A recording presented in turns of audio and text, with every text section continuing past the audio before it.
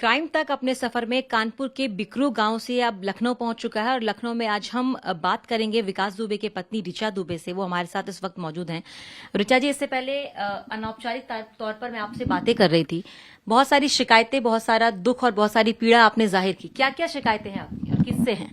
मेरी शिकायत सिर्फ उत्तर प्रदेश की सरकार से कि हम लोगों को बिल्कुल उन लोगों ने एक क्रिमिनल बना के बैठा दिया हुआ है। हमारी परिवार को दरकिनारे कर दिया, हम लोग को परेशान किया जा रहा है। हम लोग को जीविकोपार्जन के लिए इतनी स्ट्रगल करना पड़ रहा है जिसकी कोई हद नहीं है। और मेरे बच्चे पढ़ नहीं पा रहे हैं, हम लोग परेशान हैं। बहुत सारी ऐसी प्रॉब्लम है, जैसे विकास का आज तक डेथ सर्टिफिकेट नहीं दिया गया, हमारी जमीनें वगैरह कब्जा कर ली गई हैं। बहुत सी ऐसी प्रॉब्लम्स हैं जो मैंने आपको बताई।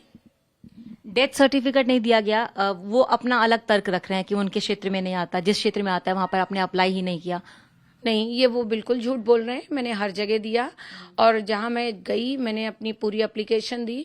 उन लोगों ने मेरी एप्लीकेशन ली और उसके बाद बता दिया कि मैंने कहा कि सर स्लिप, तो बोले नहीं, वो हाइप का मामला है क्योंकि वो योगी आदित्यनाथ से जुड़ा हुआ मामला है, वो आपको चुपचाप हम लोग कर देंगे, आप चिंता न करिए। इस बीच कुछ भी डेट, कोई टाइम लिमिट दिया होगा कि कब तक करेंगे? उन्होंने कहा हाँ हो जाएगा, आपको 2-3 दिन में कॉल आ जाएगा मेरे ऑफिस से। वो 2-3 दिन करते करते आज 1.5 साल हो गया है। मैंने अब तो वो एक प्रतिक्रिया होती है वो भी अप्लाई करी हुई है, उसको कुछ बोलते हैं, मेरे को शायद नाम नहीं याद आ रहा है इस समय। तो ये आपकी शिकायतें हैं। आपको कौन धमकी देता है? आप कह रहे हैं कि लोग आपको डराते हैं, जमीन कब्जा जो है वो की जा रही है आपकी, तो कौन डरा रहा है, कौन परेशान कर रहा है? भाजपा सरकार के लोग आते हैं, हम लोगों को डराया जाता है और ये कहा जाता है कि मुंह नहीं खोलिए आप, और आपको बोलना नहीं है, इनकाउंटर के लिए हिसाब में कुछ नहीं बोलना है आपको, आप बाहर नहीं निकल सकती। मतलब हर तरीके से, मतलब अब मैं सब एक्सप्लेन नहीं कर सकती हूँ क्योंकि मैं वो सब जीती हूँ, देखती हूँ, तो ये हम लोग के लिए बहुत कठिन है। तो ये जो आपको डराते हैं, धमकाते हैं और परेशान करते हैं, तो आपने शिकायत की? किससे करूं? पुलिस हम लोग की कुछ सुनती ही नहीं है। आप गए थे? मैं कैसे जाऊं? पुलिस हम लोग को देखना नहीं चाहती, हम लोग की सुनना नहीं चाहती। कहाँ चले जाए हम लोग को तो बिल्कुल वो समझा जाता है ना कि जैसे हम ही लोगों ने 8 पुलिस वाले मारे थे, हम लोग को इस तरीके से रिएक्ट किया जाता। अच्छा, ये एक मामला है फर्जी सिम को लेकर, जिस पर आप पर पूरे ये मामला चल भी रहा है, जेल भी जाने की नौबत तक आ रही थी, तो वो क्या मामला है? मामला ये है कि आज मेरे पास एक महेश भैया रहते हैं घर पे। हम 8-10 साल से हम लोग के साथ रह रहे हैं, हमारे अच्छे संबंध है, भाई लगते हैं हमारे। हमने उसका, जब ये सिम का मामला आया हमारे ऊपर, तो हमने वो भी दिया, हलफनामा भी उन्होंने लिख कर दिया और कहा कि उन्होंने अपनी मर्जी से ये सब किया हुआ है। उसके बावजूद भी कोई सुन नहीं रहा और सरकार ने जबरदस्ती सिम के मामले को, और दुनिया में ऐसा कौन है, हमें लगता है 80% आदमी दूसरे के नाम से सिम चला रहा है, मगर हमने चला लिया, जबकि घर में है वो सिम, सब यूज करते हैं उस चीज को। तो हमने अपराध कर दिया। जो खुद कर रहे हैं, वो जो यहाँ के बड़े बड़े माननीय लोग हैं वो तक कर रहे हैं। मुझे तो बहुत लोगों के नाम तक पता है, पर मैं ऑन स्क्रीन नहीं कहूंगी, नहीं तो आदमी को लगेगा कि इतने अंदर की बात कैसे ऋचा दुबे जानती थी। कि मतलब बड़े बड़े नेता और बहुत बड़े बड़े माननीय लोग हैं, वो भी दूसरों के सिम से काम चला रहे हैं और बताया जा रहा है कि ऋचा दुबे फेक सिम चला रहे हैं। अच्छा, सिर्फ फेक सिम चलाने को लेकर आप पर ये मामला दर्ज हुआ, या उस सिम से आपने किससे बात की? क्या आपत्ति क्या हुई आपके उस सिम चलाने से? क्या आपत्ति हुई? चार्जशीट में लिखा है कि भाई और भतीजे से बात करती थी। दुनिया की सबसे बड़ी आपत्ति उनको ये हुई कि भाई और भतीजे से, तो भाई और भतीजे से दुनिया बात करती, मैंने कर ली। भाई और भतीजा आपका कहाँ है? वो मेरे एमपी में रहते हैं। भाई मेरा एमपी में, उसका अपना बिजनेस है, वो एमपी में रहता है। उनका इस पूरे मामले से तो कोई लेना देना नहीं था? कोई लेना देना नहीं है। वो आज से 17-18 साल पहले कानपुर छोड़ चुके हैं। वो, उनकी पूरी फैमिली वहां पर, उनके बच्चे वहां रहते हैं। फर्जी का एक मुझ पे दबाव बनाने का, क्योंकि मैंने न्यायिक आयोग में अपना पक्ष विकास के इनकाउंटर के लिए रखा था, तो उस चीज को दबाने के लिए इन्होंने मुझ पे फर्जी सिम का मामला ठोक दिया कि जिससे ऋचा दुबे माइंडली गेम खेला जा रहा है कि ऋचा दुबे अपनी बात ना कह सके और डर के, एक लेडीज है उसको दबा लिया जाएगा। ऐसा नहीं है। इसी भूमि पर सीता भी पैदा हुई, इसी भूमि पर रानी लक्ष्मीबाई भी पैदा हुई और इसी भूमि पर ऋचा दुबे भी पैदा हुई है। वो आपसे लड़ेंगी और आपसे जीतेंगी भी। आप कह रहे हैं आपकी आवाज दबाने की कोशिश की जा रही है कि आप ना बोले। क्या आप बोलना चाहती है जो आपको नहीं बोलने दिया? जरा आप बोलिए। हाँ, ये है कि मैं ये जानना चाहती हूँ कि उस 2 तारीख की रात को ऐसा क्या हुआ कि विकास को 2 तारीख से पहले कोई नहीं जानता था, अचानक ऐसा क्या हो गया कि विकास को पूरा संसार जानने लगा? ये किसी ने जानने की कोशिश ही नहीं करी। 8 पुलिसकर्मियों की हत्या हुई थी। हाँ जी, आप सही कह रहे हो कि 8 पुलिसकर्मियों की हत्या हुई थी।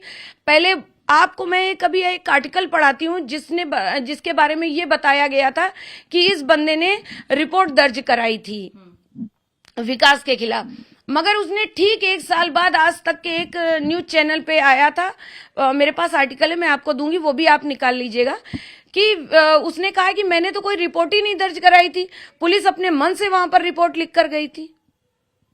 तो हत्या हुई 8 पुलिसकर्मियों की और निर्मम हत्या की गई थी, तो गलती तो आप स्वीकार करती हैं? नहीं, इस चीज को मैं मानती हूँ कि कहीं ना कहीं कुछ गलतियां हैं, पर इस गलतियों के पीछे इतनी बड़ी घटना को एक नॉर्मल गांव का आदमी इतनी बड़ी घटना को अंजाम देने का मतलब क्या हो सकता है? और दूसरी बात है, फिर आप चलिए, उनकी मैंने इस बात को माना कि उन्होंने किया क्या नहीं किया, क्योंकि मैं भी सामने नहीं थी, मैंने नहीं देखा, उस चीज को मैं मान रही हूँ। फिर आप मुझे ये बताइए कि यदि उन्होंने हत्या करी थी, जब उन्होंने सरेंडर किया तो उनको वहां से ला के न्याय प्रतिक्रिया से उनको सजा क्यों नहीं दी गई? अच्छा पहले बताइए, कसाब ने तो पूरे मानिए बॉम्बे में कितने लोगों को, कितने पुलिस वालों को मारा, कितने नॉर्मल लोगों को मारा, कितनों को मारा, उसको इतना वक्त दिया गया। अब निर्भया कांड में देखिए कि उसके बलात्कारियों, क्योंकि उन्होंने कितना गंदी हरकत करी थी कि अब उसके सारे वीडियोस भी है, उसकी फिल्म भी बनी है, उसमें देखिए लड़की के साथ क्या हुआ। उस आदमी को भी, उनके हत्यारों को भी वक्त दिया गया, पर विकास को क्यों नहीं वक्त दिया गया? गाड़ी पलट गई, उन्होंने भागने की कोशिश की तो एनकाउंटर किया, ऐसा पुलिस का कहना है। मगर एक बात बताइए, मेरा ये कहना है कि विकास दुबे पूरे गांव में चलिए, मैं भी चलूंगी, आप इस चीज का पता लगाइए, चल के गांव में विकास दुबे चल नहीं पाते थे, विकास के पैर में रॉडें पड़ी हुई थी, विकास भाग ही नहीं सकते थे। सबसे बड़ा झूठ, यदि विकास भागे थे तो विकास के पीठ पे गोलियां लगनी चाहिए थी। विकास की जितनी भी लगी हैं सब फ्रंट पे गोलियां लगी हुई हैं। इनकाउंटर पीछे से होता है, आगे से नहीं होता। क्या विकास मुंह दिखा के भाग रहे थे? तो आप ये कह रही साजिशन इसमें मारा गया? इसमें ये विकास दुबे का राजनीतिक मर्डर है, और विकास दुबे की बात नहीं आई। विकास दुबे ने एमपी में सरेंडर किया था, तो जब एमपी में सरेंडर किया था वहां ट्रांजैक्ट रिमांड होती है, वहां की कोर्ट उनको लेती है, उसके बाद उनको वहां से जेल भेजा जाता है, उसके बाद आते विकास। वहां पर एमपी से कोई लिखा पढ़ी नहीं, सीधे ये हुआ विकास कानपुर आ रहे थे, एकदम अचानक से। आज तक की टीम तो पीछे लगी थी, आप खुद देखिए सारे वीडियो क्लिप कि आप लोगों को जबरदस्ती रोक के वहां पर विकास को खत्म कर दिया गया। तो अब जो आपके साथ हो रहा है, जो परेशानियां आप बता रही हैं, आप ये मान रही हैं कि विकास दुबे की पत्नी होने की सजा आपको मिल रही है? हाँ जी, मुझे विकास दुबे पत्नी होने की सजा मिल रही है और मुझे ब्राह्मण होने की सजा मिल रही है। ऐसा आपको क्यों लगता है कि ब्राह्मण होने की सजा? क्योंकि देखिए आप कितने ब्राह्मणों के एनकाउंटर हुए। मैं अपने मोबाइल से आपको ठाकुरों की लिस्ट सुनाती हूँ, अब अभी मंगाती हूँ मोबाइल में, पढ़ के आपको एक एक ठाकुर पे 106 केस, किसी पे 85 केस, किसी पे 90 केस, किसी पे 58 केस। जो ठाकुर है आज उनको टिकट मिला हुआ है, वो चुनाव लड़ रहे हैं, और विकास दुबे पे तो कानूनी तौर पे देखा जाए 10 से 15 केस चल रहे होंगे, बाकी सारे उनको बाइज्जत न्याय से रिहा किया गया था। तो अब आप क्या कहना चाहती हैं, क्या मांग है आपकी, क्या बोलना चाहती हैं सरकार? मैं सरकार को यह बोलना चाहती हूँ कि हम लोगों का कोई कसूर नहीं है, हम लोग, हमारे बच्चों को सुकून से जीने दिया जाए, हमारी जो जमीनें कब्जा हुई हैं वो सब छुड़वाई जाएं, हम लोग को जीने और सुकून से जीने दिया जाए। हम लोग परेशान हो चुके हैं। आप कह रही जमीनें कब्जा की गई हैं, आपकी जमीनों को हड़पा जा रहा है। ये हमने, जब हम बिकरू गांव भी गए थे और हमने पता भी लगाया कि शुरुआती दौर में जो विकास दुबे के पास, यानी आप लोगों के पास बहुत कम जमीन थी, जो खेत था वो 6-7 बीघा के करीब था, और अब जब तक विकास दुबे थे उस समय जो आकलन किया गया 100 बीघा से ज्यादा। तो क्या सोर्स ऑफ इनकम था, कैसे वो इतना ज्यादा हुआ? विकास के पास 6-7 बीघा खेती नहीं थी। पहले बात तो मैं आपको बता दूं, विकास के जो बाबा थे वो जमींदार थे अपने जमाने के। विकास के पास कभी 6 बीघा जमीन नहीं थी। विकास के पास, पिताजी के पास भी आज भी देखा जाए, विकास अपने पूरे परिवार की जमीन करते थे। अपनी जमीन जो उन्होंने कमा के करी थी उससे सब मिला के विकास के पास 100 बीघा जमीन। कैसे कमा के? जमीन से ही जमीन कमा के। आप प्लॉटिंग का काम करिए, आपको प्लॉटिंग में दुनिया जानती है कितना इनकम होता है। और रही बात खेतों में गल्ला करने से, आप मेरे यहाँ 600-700 बोरा मेरे गेहूं पड़े हुए थे पंचायत भवन में, आज तक मुझे वो गेहूं नहीं दिए गए, जबकि मुझ पे अधिकारी की सुपुर्दगी के लिए आया, फिर अधिकारी फ्लिप हो गए, उन्होंने दिए ही नहीं मुझे आज तक जमीनें। विकास के घर वालों पे, विकास के पूरे खानदान में सबके पास जमीनें थी, सबकी जमीनें विकास करते थे, क्योंकि हम लोग का एक संयुक्त परिवार था, कोई एक बटा हुआ नहीं था। हम 4-5 भाई बहन जो भी थे, विकास के घर में जो विकास के 3 भाइयों की जमीन थी, विकास के पिता की जमीन थी, हम विकास की जमीन थी, सब मिला के वो 100 बीघा भी नहीं आती, वो गलत कही जाती है, 70 से 80 बीघा जमीन थी जो विकास पूरी करते थे। अब जो संपत्ति है उसको लेकर हाल ही में पूछताछ भी की गई थी, जो संपत्ति विकास दुबे की थी, उसके बारे में अभी आपको क्या अपडेट है, कितनी संपत्ति आपके पास है? और मैं एग्जैक्ट आप ना भी बताएं, लेकिन जो हड़पी जा रही है उसको लेकर एग्जैक्ट हम लोग के पास बहुत सारा नहीं है। ऐसे तो बताया गया था 5,500 करोड़, 5,500 करोड़ का कोई 5.5 भी नहीं जोड़ता है, ये सब बिल्कुल फेक है। बस ये है कि हम लोग की जमीनें, हमारा एक सकरमा गांव में हमारी जमीन, जबकि उसका बैनामा खारिज है, फिर भी वो बंदे जो हैं वो हड़पे हुए हैं। हमारी चौबेपुर में काफी जमीन है जो कि वो पर्सनली मेरे नाम है, वो जमीन वो भी लोगों ने कब्जा कर रखी है, और उसमें मेरी प्लॉटिंग होती थी। कम से कम हम 2014 से उसमें प्लॉटिंग कर रहे हैं, आज हम नहीं कर पा रहे हैं क्योंकि वो लोग दे नहीं रहे, क्योंकि वो भाजपा ही है, वो भाजपा में। ठीक है, बहुत शुक्रिया आपका क्राइम तक से बातचीत करने के लिए। एक बात तो आपने पूछी नहीं जी, आप कहिए, आप क्या कहना चाहते हैं? मैं ये कह रही हूँ कि आप सरकार का एक खेल देखिए कि जो अधिकारी हैं उनको टिकट बांटे जा रहे हैं। आप देखिए असीम अरुण सर जो उसमें थे, पुलिस विभाग में हैं, ईडी के जो अधिकारी हैं राजेश्वर सिंह, उनको टिकट बांटते जा रहे हैं। आप इससे ही आप समझ लीजिए कि जिन्होंने हम लोगों के साथ गलत किया, जो हमारे इस कांड में सब इन्वॉल्व थे, वो लोगों को आज एपिसरेट कर रही है सरकार और उनको टिकट बांट रही है। ये आपके सामने सब कुछ सामने है, मुझे कहने और बताने की जरूरत नहीं है।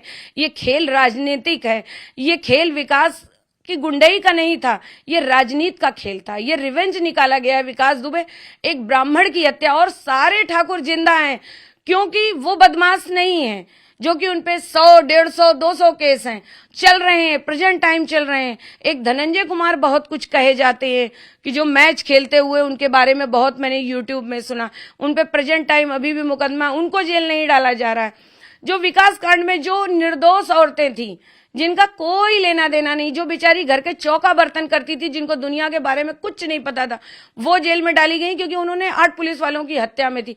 कोई प्रूफ नहीं हुआ है, अभी तक मुकदमा ट्रायल पे भी नहीं आया है। लोग 1.5, 2 साल से जेल में। जो गलत कर रहे हैं वो जेल में नहीं है, जो निर्दोष हैं वो जेल में।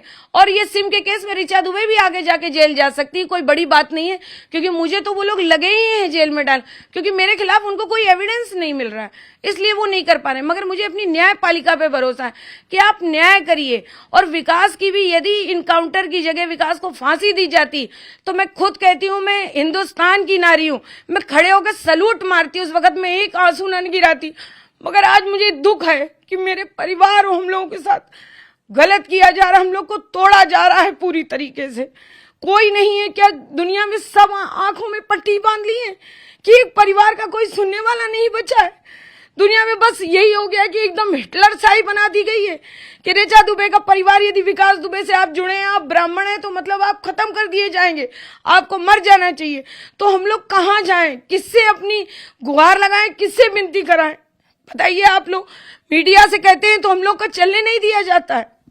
ठीक है, यानी कि आपकी नाराजगी और आपकी जो परेशानी कुल मिलाकर सरकार से, और अब भी आपका सरकार से ही अब अपील करती हैं कि आप लोगों की बात को सुना जाए, हाँ, और सुना जाए, आपको और न्याय मिला जाए। ठीक है, हमारे कष्टों को देखा जाए, हम लोग को परेशान किया जा रहा है। ठीक है रिचा जी, बहुत शुक्रिया आपका क्राइम तक से बात। Thank you.